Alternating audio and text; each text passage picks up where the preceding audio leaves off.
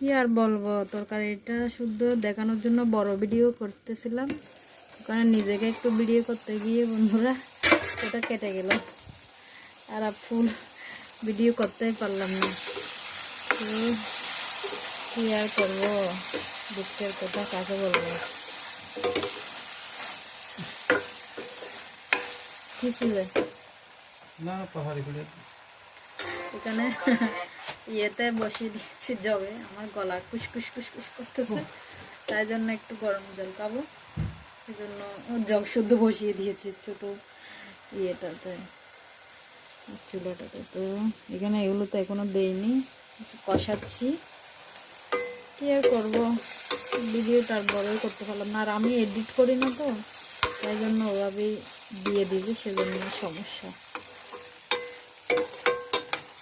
এমনিতে কিন্তু অনেক সুন্দর লাগছে এখানে।